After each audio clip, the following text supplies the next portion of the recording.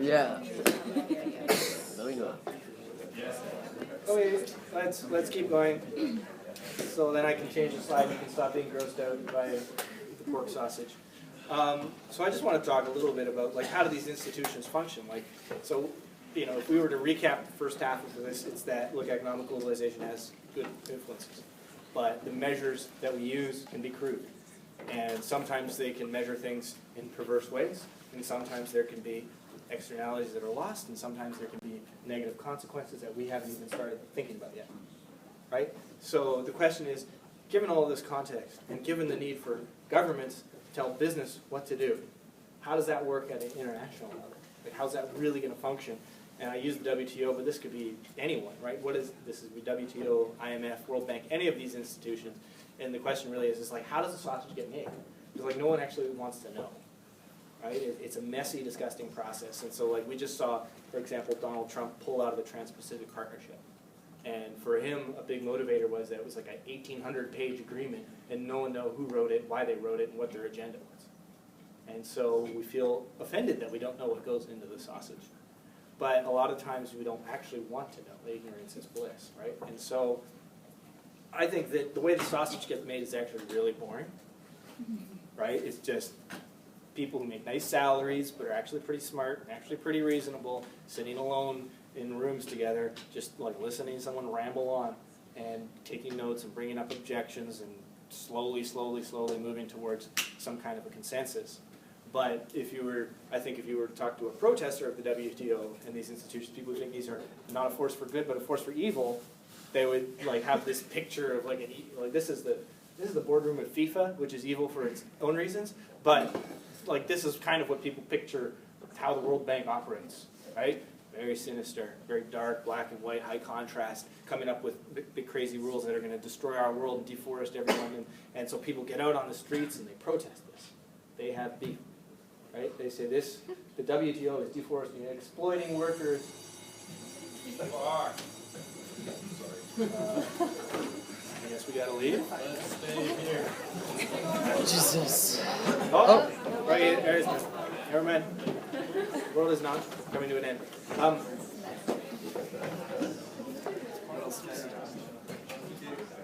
So people protest. They got beef. Right? And just like almost every protest, it seems to become like an opportunity for everyone to air their grievances about everything. Like I remember going to the Occupy Wall Street protest at Vancouver Art Gallery in 2010, and Occupy Wall Street was supposed to be this really interesting, meaningful commentary on the Glass-Steagall Act of 1992, which Bill Clinton signed, which allowed investment banks to be also retail banks, right? So I could make you a personal loan, but I can also make big bets on the market. And that used to be a wall between the two. So it was this really specific. And that was Zuccotti Park, that was New York, that was a great message. I got to the protest and someone's ranting about the orcas, right? And indigenous rights. And like just every like grievance that you could possibly conceive of under the sun somehow got. So these protests are a meaningful expression, and we must respect the freedom to assembly, and we must respect the freedom of free speech. But boy, did they lose their effectiveness when they just blame everything on everyone all the time. Right? And so do I think the WTO is the driver of global deforestation, or do I think it's people who want to eat that is the driver of global deforestation? And that the WTO is just interested in helping people eat.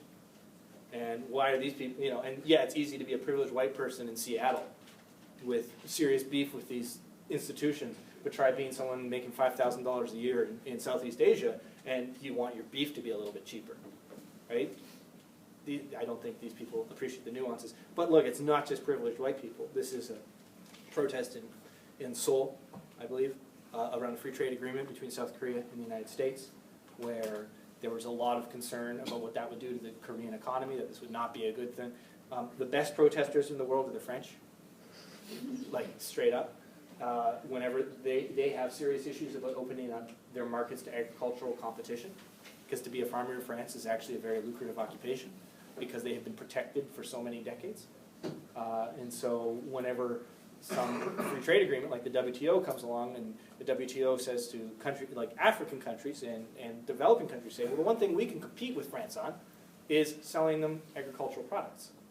And so let's do a great job with that. And the French are like, well, hell no, you're not bringing your produce into our country.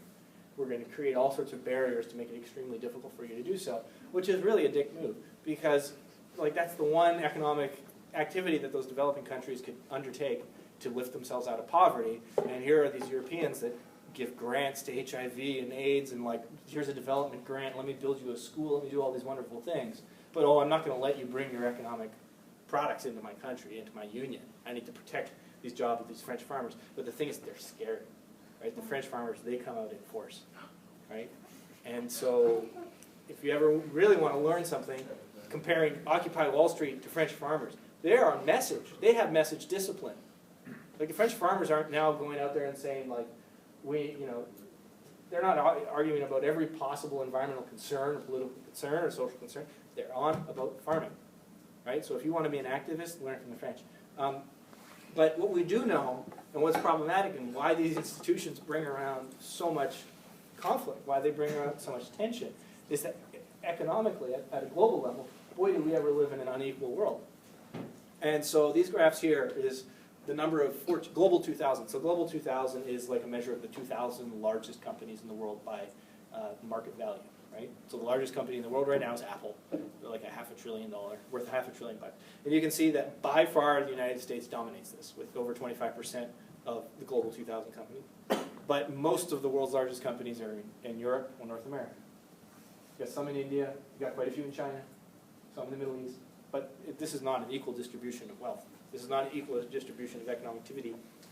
And I would argue that a lot of people who are protesting the WTO, protesting the World Bank, see those institutions as captured by these interests.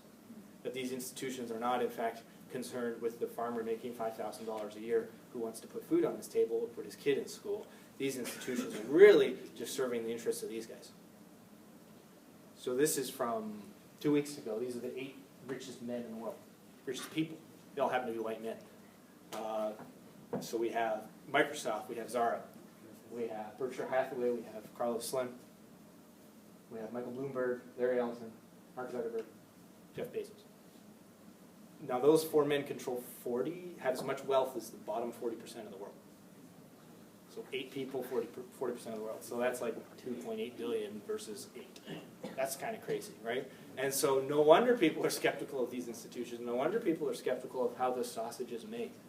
Because yes, the sausage gives us enough drip, right? There's enough that like food on our table, our life is kind of getting better. We're connected to the internet. We kind of have more food. Less babies are dying in their first year of life. So maybe these institutions are in fact promoting good outcomes. But when 8 people control 40%, as much wealth as 40% of the world, that's a hard sell in terms of saying these institutions and this process is working in everyone's favor, when there's a lot of evidence that it's working just in a few people's favor.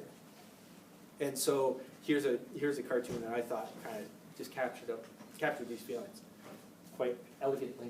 And so this is a riff-off of Salvador Dali, obviously, but you see America is the lumbering old man, still in the lead, but kind of withered, if you will, no longer great. You have China behind with its massive currency reserves. You have the Middle East just pumping oil, making money that way. And you have Europe in the back. And I will note Big Ben sinking into the sea as the Brits foolishly decide to shoot themselves. So these measures, these institutions are lumbering.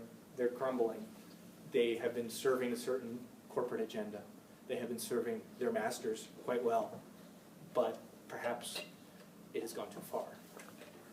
Perhaps economic inequality, perhaps this process of economic integration, this process of economic globalization is no longer actually working for us. So this is a photo from Rio, and the stark contrast in wealth is a little shocking.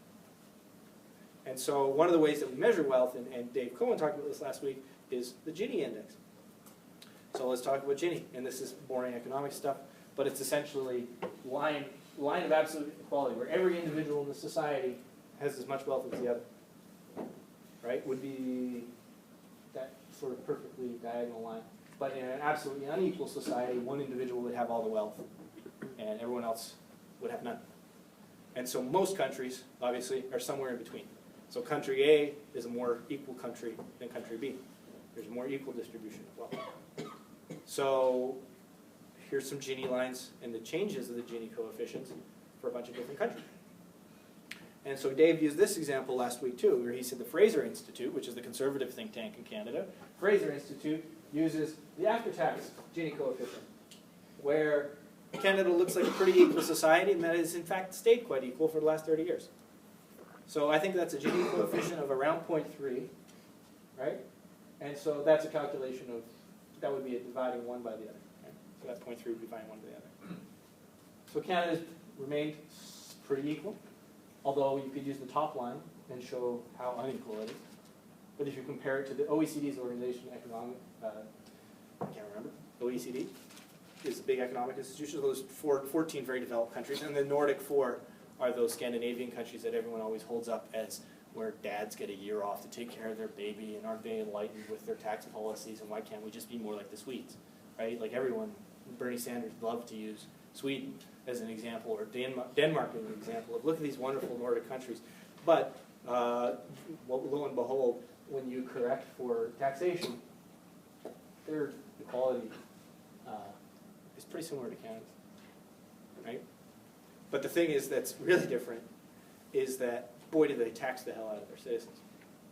So that's how they achieve the outcomes that they do. So if you live in one of the Nordic 4, 45% of all of your income goes to taxes at some point in time or other. And if you live in Canada, it's these days around 30%. That's a pretty big difference, 15 cents for every dollar in your pocket. I mean, is that a compromise we're willing to make? I don't know. Right? That's a value call. But you can see the U.S., God bless America, has even fewer taxes in countries like Canada, and that we're both under the OECD average. But I do want to show this again, just showing how easy it is to manipulate the statistic depending on what argument you want to make. So do you think that corporations are evil, that these institutions are terrible, that Trans-Pacific Partnership is bad for Canada, that we need to stop exporting logs to China, that we need to take back control of capital in this country? Then you find a way to make an argument that Canada is very unequal, and it's getting more unequal. You find a way to change the scale on one of these axes, just to show that line looking all dramatic and sharp, right? Easy to do, easy. Or do you want to show that Canada is very stable?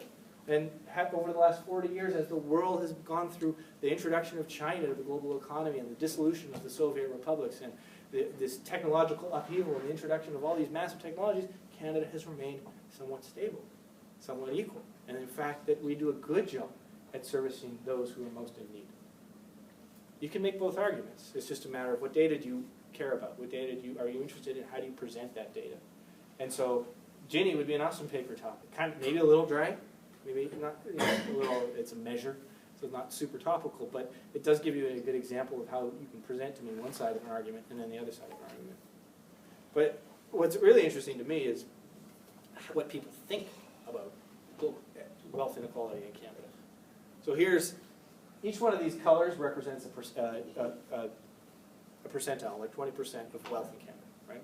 So people think that the ideal wealth distribution is that 11.5% control the top 20% of wealth, that the next 14.1% control the next 20% of wealth, the 23.7% control, that's the ideal distribution for them, right? They think that it should be more equally distributed than it is. The middle is what they actually think it is right now. So they think that the bottom 20% control 55% of the wealth, whatever it might be, but it's actually quite unequal. Right? So you see a huge, so people's perception of how wealth is distributed is interesting. So you could show me that and say Canada is really great and equal, it isn't this great, what are we complaining about? You show me that and say our country is not living up to the expectations of people. Or you could show me this and say this is a bullshit survey methodology and here's why. So you have all of those options and all of them are true. And they don't necessarily contradict themselves. It's just a matter of facts and alternative facts. No, I shouldn't use that. Facts and, anyways. Here's an interesting one for the United States. This is 100 years of wealth data, where you can see that at the end of World War II, then there's never been a better time to be in the middle class, right? Where America did a pretty good job of distributing wealth between the top 0.1% and the bottom 90%.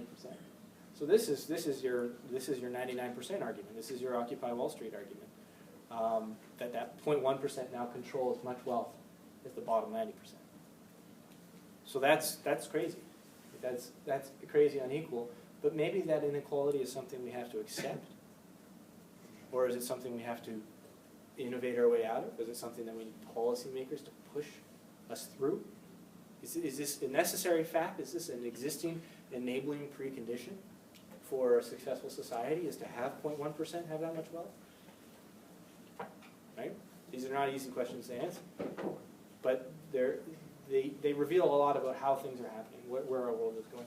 And so you can look at it, let's just say we're all bankers and we want to make an investment decision. We want to decide, do I want to sell to the bottom 90 or the top 0.1? Where do I think is a better place to innovate?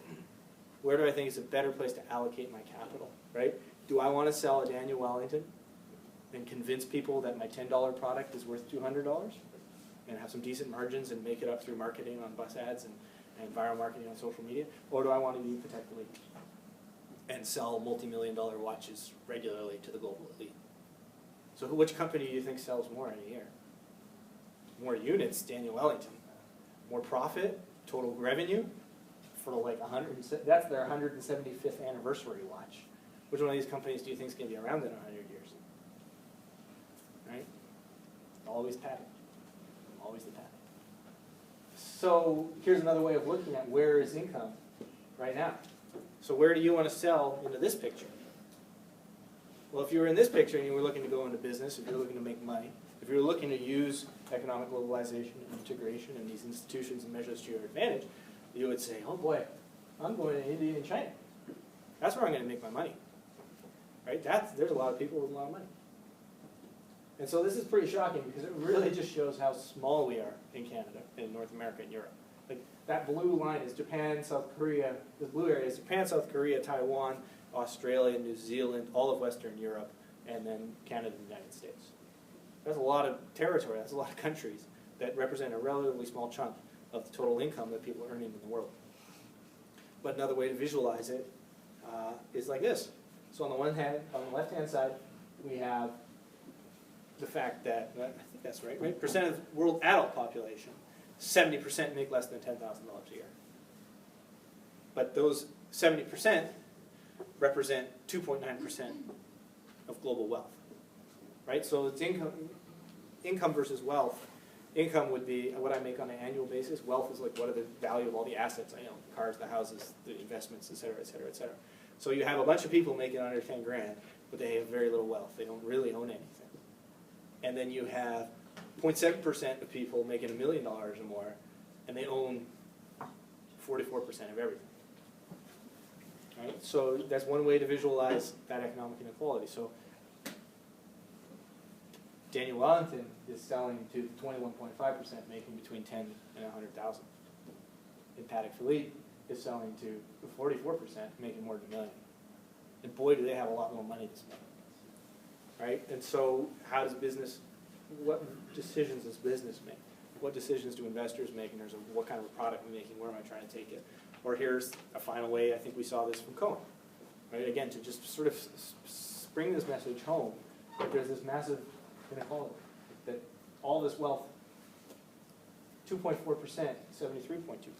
Right now the numbers don't all add up because they're probably from different sources, and there's lots of different ways to measure these things, lots of different data sets. Right? So an interesting research topic, an interesting consulting report would just be find differences in these measures and how they're being measured, and whether that's meaningful or not, whether that influences policy in a meaningful way. But it's in this context, I think, that we need to understand innovation, and understand what it is that's driving people to come up with new ideas, new products, new concepts, new things of doing it. And so I will think that one of the coolest ways to think about this is, again, most of you are probably too young to remember that phone, Nokia 3310, an absolutely indestructible brick of a phone that would last you forever and was just ubiquitous across the globe. And I think that's a 6, I don't know, iPhone 6. So here's the story of two phones, two phone markets. And so we're looking at data from 2008 to 2014, 6-year period of time. Pretty short period of time. In 2008, Nokia dominated the global smartphone market. That's the orange band right there. And Apple had just introduced its iPhone. And in 2014, Nokia is now non-existent. They were making a low-value phone that people did not desire It was durable, but not luxurious. Apple and then Samsung, imitating Apple, decided to make expensive, luxurious phones, invest in their marketing, convince people that this was a good product. Yes, they made a better product overall. But what's really striking to me is that you can see Apple here only has 11.9% of total market share with their luxury good. Here's global smartphone profits. Like, so people who's actually making money in this context. Apple is capturing 92% of global smartphone profits. So even though they're selling 11% of phones, by being sexy and convincing you that Steve Jobs is a hero, they make 92% of the money. So where would you want to put your money? Whose stock would you want to buy? If you were an investor, if you were allocating your money, where are you going? Are you going for the low value, high margin product? Or are you going for the high value, high margin product? I'm just wondering how this works with Samsung getting 14. Yeah, I know, it's confusing. I know. Okay, so this is a story time, right? This isn't like, this is story time. And then you can just see, boom. This is Nokia's market capitalization, like how much the company is worth. So at a certain point in time, Nokia, which we should all love because it was founded as a forestry company, right? That's a famous example of a company that has continued to evolve and evolve. It was a forestry company in Finland in the late 1800s. There's their market capitalization, just collapsed. So this is really the question, because Dave Cohen advanced the argument last week that if you wanted to make money and in this world of sustainability and globalization, what you're interested in doing is selling to the bottom of the pyramid. Like, that's where you make money.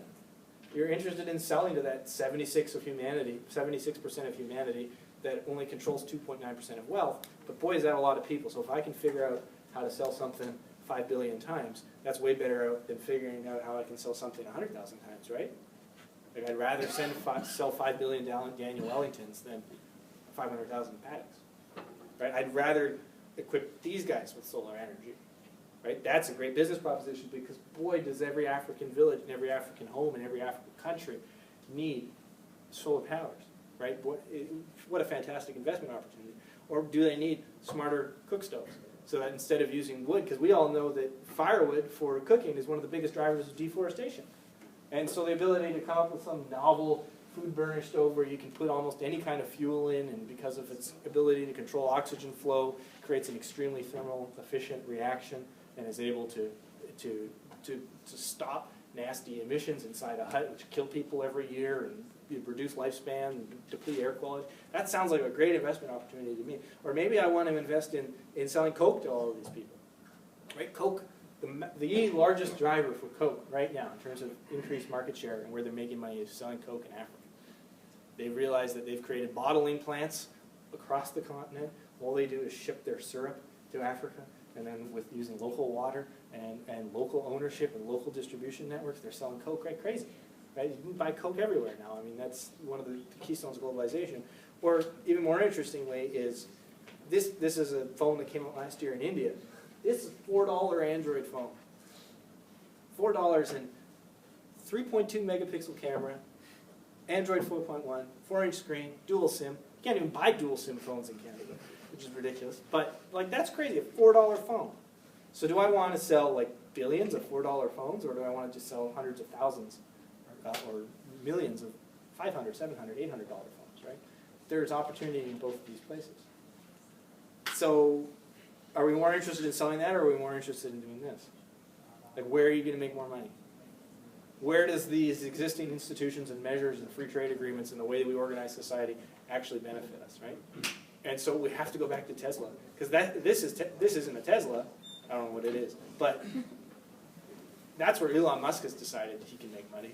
He's not trying to make. I know in China there's this huge boom in like $7,000 electric vehicles, right? And there's like dozens of different manufacturers, and everyone's trying to figure out how can we really cheaply and effectively make these $7,000 EVs, and they're just taking off like crazy. But you would never want to get in an accident when you just die, guaranteed, right? And the Tesla's the safest car on the road. Elon Musk has made his bet here, right? He's saying that if I want to create disruptive change, if I want to innovate, if I want to create enough profit incentive to change the way society generates energy, to solve that carbon bubble, to solve this bullshit measure of GDP, I need to disrupt at the top.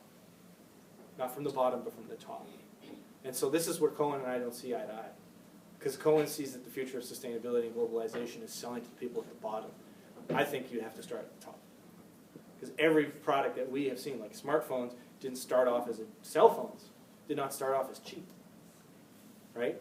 Computers did not start off as cheap. Laptops, tablets did not start off as cheap. Cars did not start cheap. They all started at the top. They proved, they demonstrate the value of their product. They demonstrated they validated their technology. They worked out the kinks. They figured out quality assurance. By selling at the top, where you make so much damn money on every unit sold that you can invest a lot of time and energy in research and development. You can invest a lot of time, money in your supply chain, in your operations, in your capacity to deliver. And so now Musk is he's thinking bigger, and he's doing the solar roofs, right? And so this is completely antagonistic to selling a solar panel to a small African village, right? So what's a better business proposition?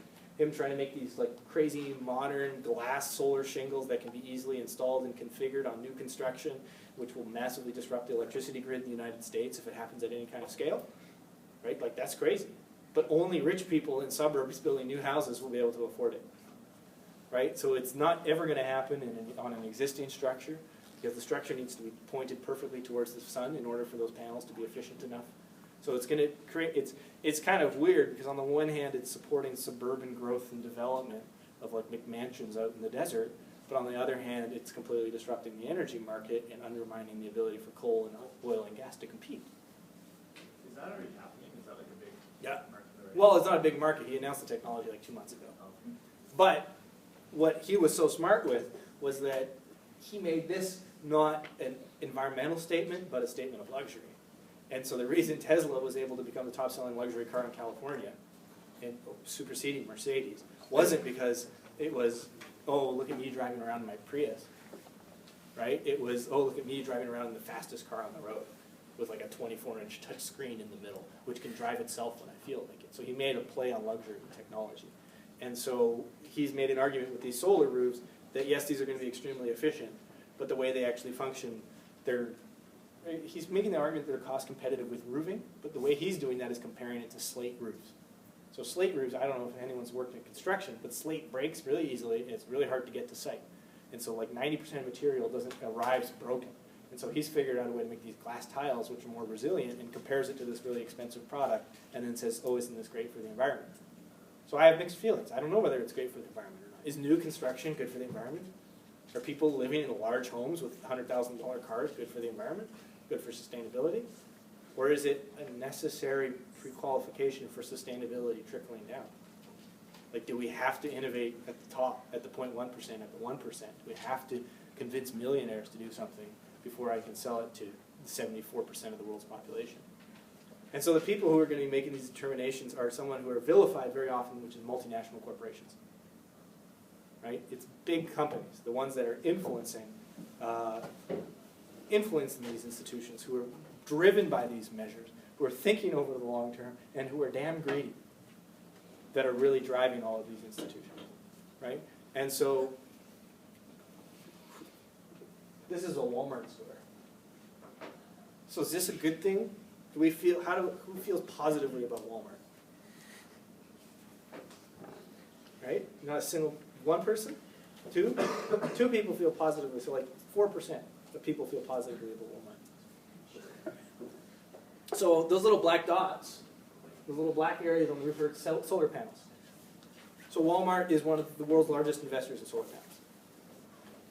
They are all in on renewable energy. They are all in on climate change being an existential threat to humanity.